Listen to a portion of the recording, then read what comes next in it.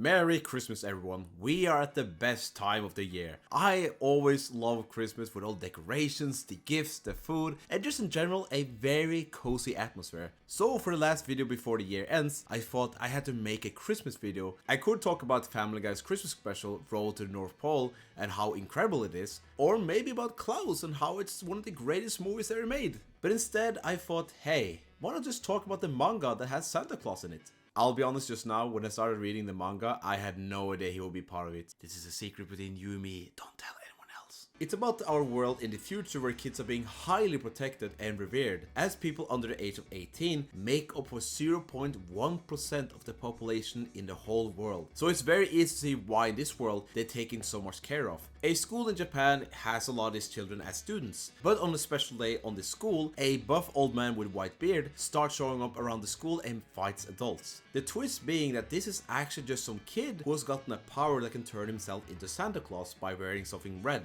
This is the main character named Sanda.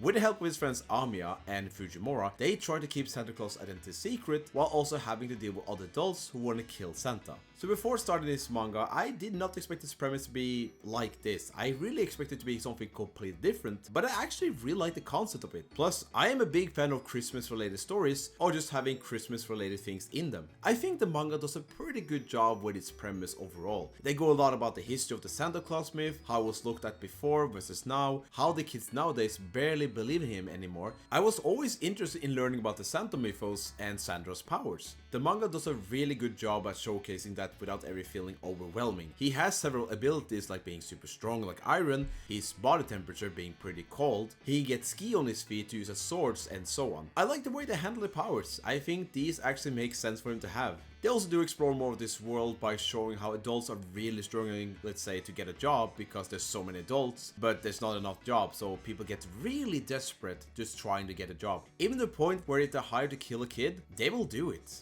Unfortunately, a lot of these adults are put in situations where even if they don't like it, they have to survive. They do also explore the other legends and gods that are also referred to in this series. Like Santa, these are legends with abilities beyond what a human could do. And I must admit, I was really expecting to show the Easter Bunny and the Tooth Fairy, but no, they were never once mentioned. But we did get some pretty cool legends that I'm pretty sure are all based on actual legends and gods. The manga does have its fair share of action scenes, and I think they're done pretty well. They look nice, have interesting angles, and they never overstay their welcome. And as time goes on, they get more and more insane with new characters and powers being introduced. It never gets to a point where it feels too cluttered, where it's hard to tell what's going on. It's easy on the eyes and very readable. And while the action and the world building is pretty cool, the characters is what truly makes the manga stand out. Starting with Sanda, the main character. He's a very kind-hearted kid who does his best to help others. He can, however, go into situations without thinking too much, not always having the best plan or simply being careless, but he always has good intentions.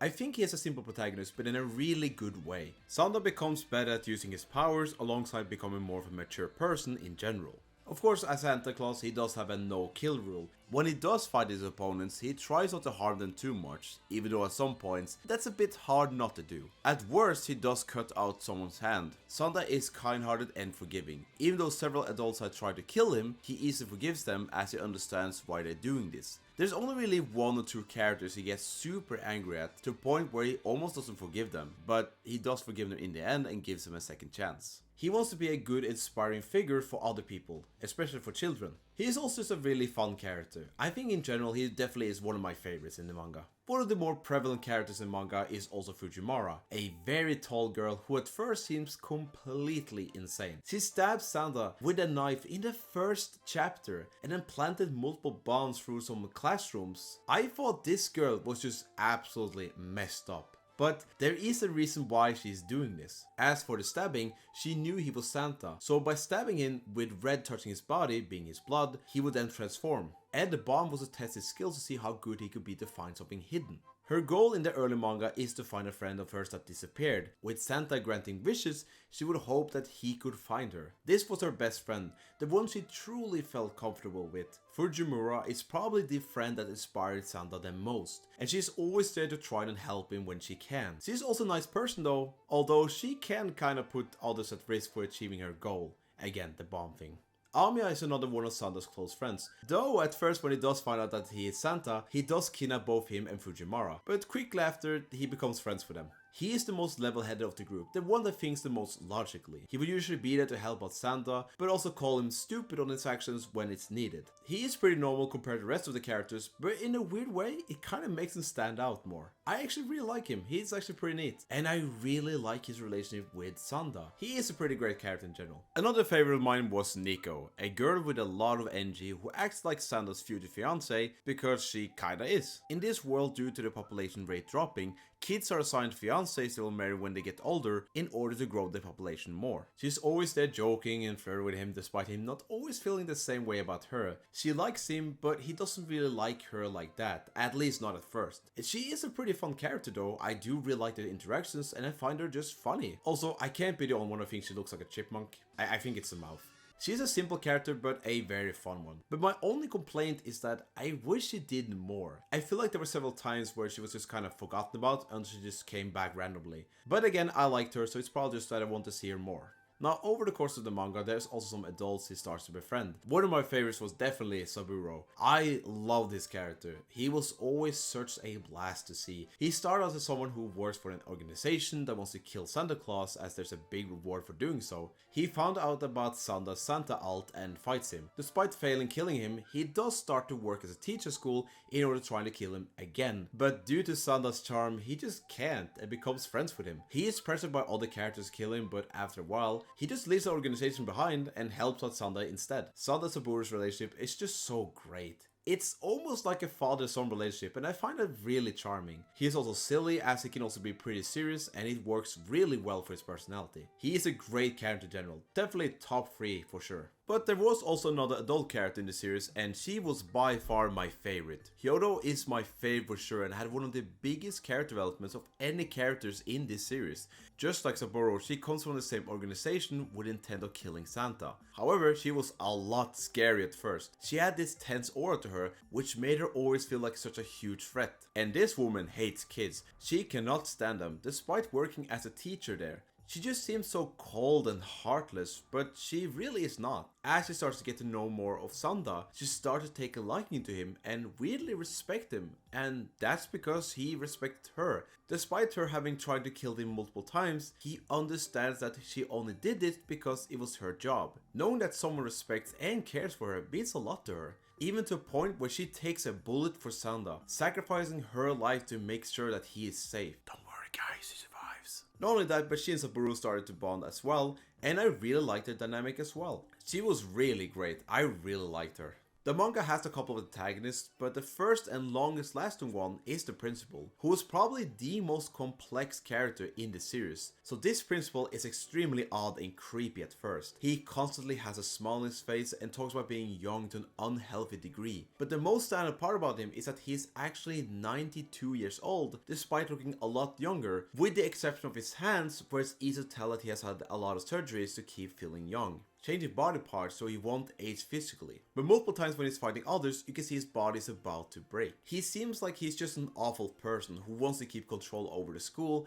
and kill Santa as he stands up to him. But we learned that there's a lot more going on in his mind. When he was a young adult, he worked at the school as a teacher alongside his girlfriend, but they both separated for one reason. He could not stand the thought of getting old. Around the time, a drug was developed that could slow down aging, and he wanted her to take it, but she refused. She believed that aging is a good thing and it's just a part of life. As years went by, he was promoted from teacher to principal, as he always cared about the kids and the safety, with her becoming the counselor. And fast forward now, it's night and day to see how they both are now. He wanted to go against being old while she embraced it. She was not afraid of aging while he was terrified of the thought. Both him and the counselor have known each other for so many years, but now she has shown that she is not far away from dying, coughing and barely being able to walk up the stairs. So the principal does the only thing he thinks is right, fights and then kills her, as he could not stand watching her be like this. But by doing so, he also starts to accept that he won't live forever, and his time is coming soon as well. He and Sanda has fought many battles in the series, but both stop fighting each other as they both just want to make sure the students are safe. But very close to the end, they start having the final fight against each other to finally see who is the strongest. In the final fight between Sanda and the principal during his last moments, you can see the principal had turned old, as he accepted that he would not live forever and that his time had come.